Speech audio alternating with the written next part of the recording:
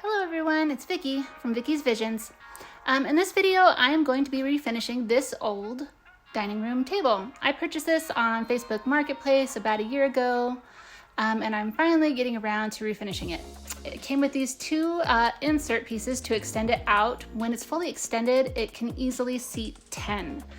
It didn't come with any extra chairs though, it only came with those 6, but I happen to have a bunch of chairs I purchased from a restaurant that was remodeling, a French restaurant, and this is a French provincial piece.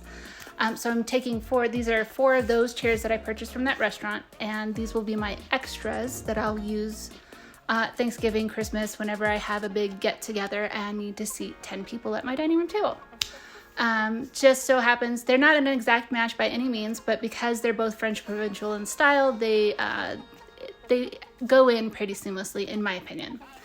What I'm doing right now is, obviously you saw I started with those extension pieces and I stripped the paint off of those, and now I am stripping the finish off of these chairs. I removed the seats. The reason I am removing all of this previous finish, a lot of these have a furniture wax, and you're not going to be able to just paint over or just put stuff over that wax.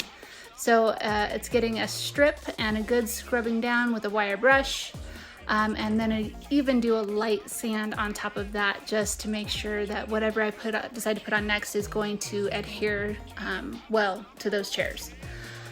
Purchased a bunch of foam to replace cushions, a bunch of batting. I am reupholstering everything, redoing everything. Like this will be an entirely brand new set when I am done with it. So right now I'm just finishing up with a light sand on all of these and giving them a good clean afterwards with just some warm water, making sure I get all the dust from sanding off. And then I'll be ready to take these inside. So I purchased a bunch of duck canvas. A lot of it, and I am decoupaging these images, which I purchased from Whimsical Designs. I think it's just whimsical.com. I'll put links to everything in the description of the video, but a lot of these were just the right size, but a few of them, they were not vertical, they were horizontal, and the chair backs are definitely vertical, so I had to do a little painting to kind of make the whole image fit the whole chair back. This is an experiment, guys. I am no master upholsterer.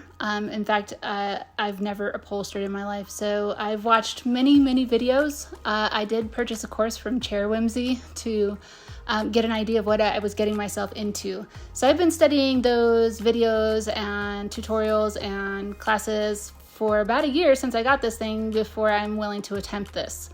So finishing up, getting these all decoupaged. I'm using Mod Podge. I am not sealing these yet. I do seal them, but I don't seal them until after I get them actually onto the backs of the chair.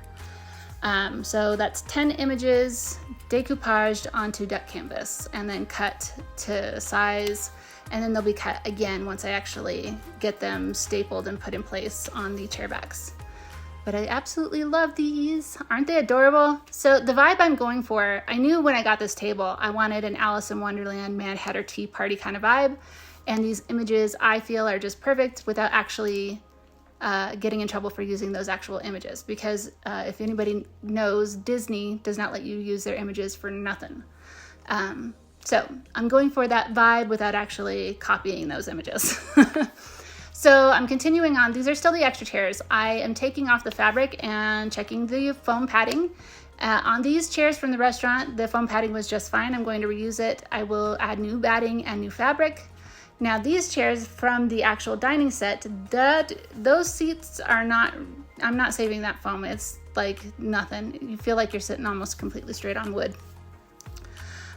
For those seats, they're getting 3-inch foam. I believe that those were 24 by 24 3-inch thick foam blocks that I got from JoAnne fabrics, and then I use a bread knife to cut those to shape to get the amount of cushion that I would like on these chairs. So at this point I am stripping the chairs, so I paint on or use a paintbrush to kind of glaze on the gel stripper that I use. I use the Green Easy gel stripper. It's Green Easy Strip and Clean, and you can order that on my website. I'll put a link in the description. It's a Wiseout product. It works phenomenally. It's a really good product. But I do have to wrap it with that saran wrap to help it keep from drying out too quickly. And then I will leave it on.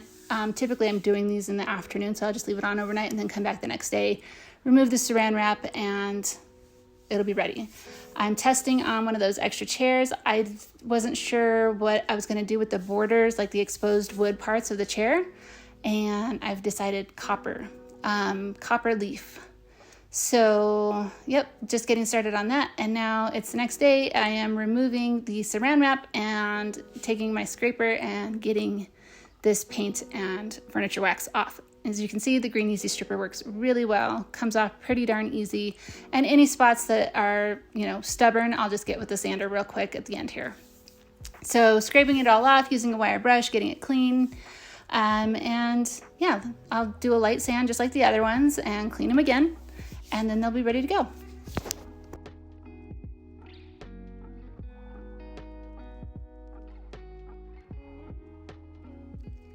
Now that all my chairs are stripped and ready to refinish, I am I'm using a Mona Lisa metal leaf adhesive. So this would be good for any kind of metal leaf, gold leaf, copper leaf, whatever. I purchased that because the stuff that if you buy like gold leaf or copper leaf on Amazon and you just get the little tiny jars that come with, I needed a ton more. So I was ordering it by the pint and adhering my copper leaf. I am coppering basically all exposed parts of these chairs. If I know it's not going to be exposed because I'm upholstering the backs, then I'm not going to put copper there. I will also be aging this copper so it won't be quite as bright and shiny and beautiful when I'm done with it. I do plan to give it a patina, but I'm also right now just testing my idea for how I want to create the upholstered backs, since these were not originally upholstered back chairs. And so I'm cutting up some 1-inch thick foam. I have to use 2 pieces on these backs.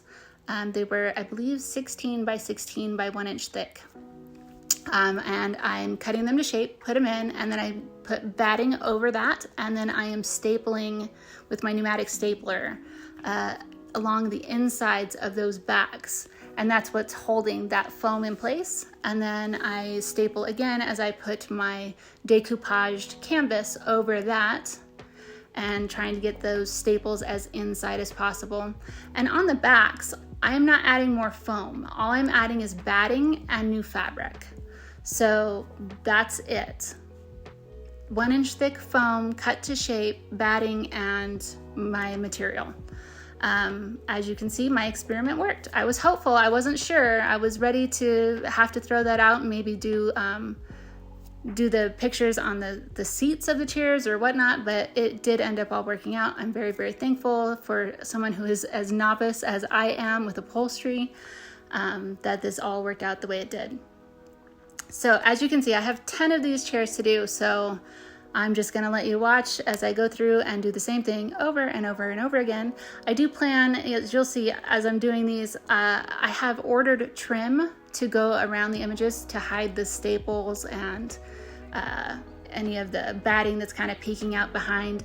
That's coming, and I have to do it at the end because, like I said, I ordered it and hadn't arrived yet.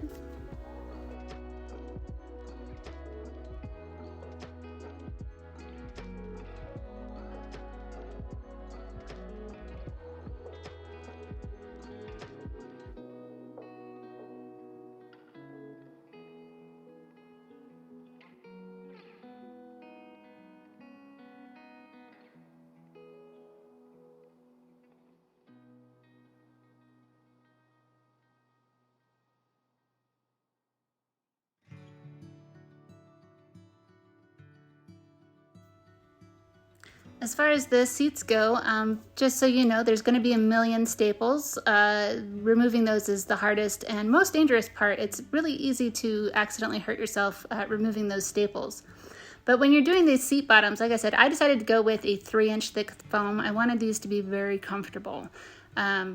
So 3-inch thick foam, and then I put batting over that. That's what kind of pulls down the foam and rounds it out for you. You staple on the batting first, and then you put your fabric over and staple that to the bottoms as well. If you've never upholstered a chair or done any upholstery, I highly recommend watching free YouTube videos. And I can't recommend enough the Chair Whimsy. She does an online tutorial. It does cost money, but it's worth it. I definitely recommend her. She knows. She's been doing upholstery on chairs forever.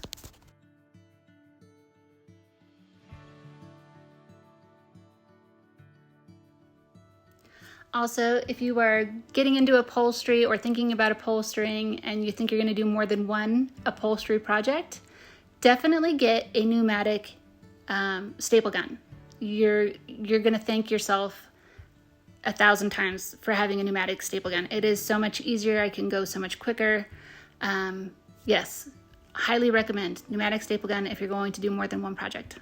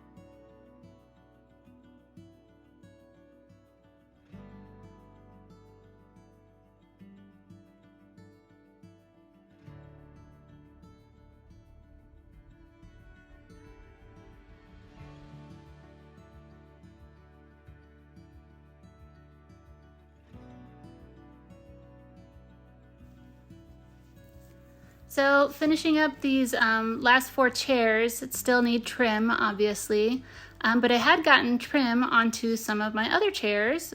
As you can see, I decided to go with about a 1/2-inch thick rope. I dyed it, and I have put that patina on the copper of those chairs.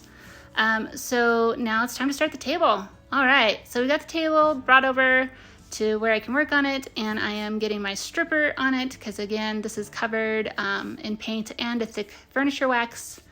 So got the stripper on it, covered it in saran wrap, left it for a day, came back, and it just comes off like butter. Can't recommend the Green Easy enough. It's a really good stripper.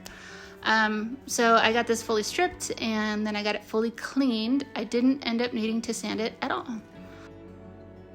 So I've decided I'm going to copper leaf the entire table. I mean, the entire thing. So the whole entire top and the legs and base and everything. So I don't want the table to be too busy or have too much design going on, since I want my chairs to be the star of the show. I think those characters are the star. But I do want to add some color, so I want to pull in some of those colors, like in the fabrics and in the decoupage pictures, onto the table. So I'm using unicorn spit and 99% isopropyl alcohol to kind of turn the unicorn spit into an alcohol ink, and blowing it around. And I'm also using a few metallic alcohol inks as well. So unicorn spit with alcohol as alcohol inks and actual alcohol inks. And just kind of blowing around some of those colors and keeping in with that patina, but I also kind of want to give it kind of a flame painted copper kind of a feel. I want it just not too busy, not too loud, but still bring in the color, if you know what I mean.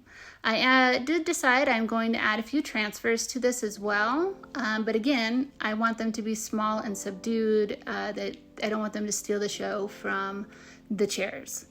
So, by the way, as I was doing this design, I had to open and close this table many times. So as you can see, in order for my transfers to work on the center, I have a dragonfly in the center. When it's closed, I cut it down the middle, open it, put it in, and now it becomes 2 dragonflies.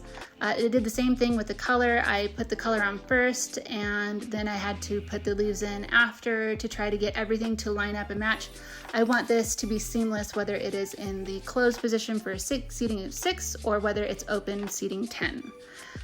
Now I'm finishing up getting my patina on the base, and down there I'm not adding any of the other colors, just the patina. And I'm sealing this all probably 6 or 7 times with the wipe-on polyurethane. And then I will be doing a couple of layers of clear epoxy, and I'll add a little bit more of that alcohol ink look between the layers of epoxy, and then I will do a urethane top coat. I did decide to add just a few mushrooms in the corners because I love mushrooms.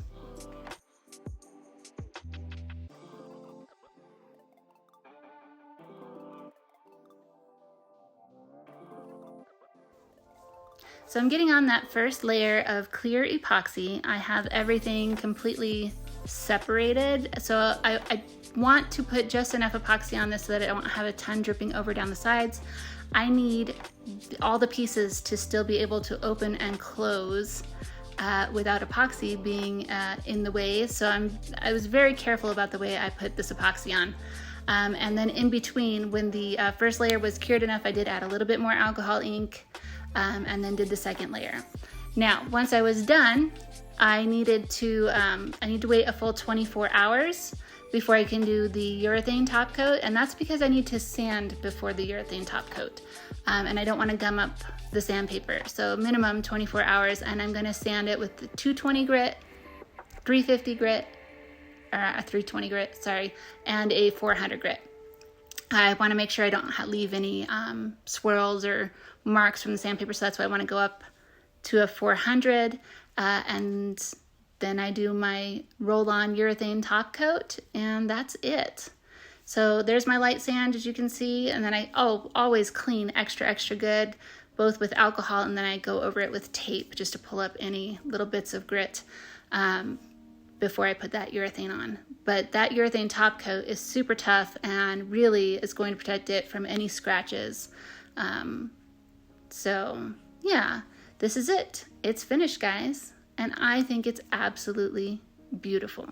This is exactly what I wanted. I don't think I could be any happier. I'm keeping this for myself, although if somebody made me the right offer, I would consider selling it, but it'd have to be a pretty high offer. This took from start to finish almost a month. Now, part of that was I did have busy weekends where I couldn't work on it. I had stuff going on in my own personal life where I just had to stop and I had to take several breaks. But I also, then there was times I ordered stuff online and was waiting for things to come in. So yeah, with all of that going on, it took me a month from start to finish to get it where I wanted it. So here it is in the 6-seater position. This is how it will be most of the time in my home. Now I just need to learn how to make friends as an adult so I can invite people over for a dinner party. That way I can have an excuse to open it up to seat 10 more often.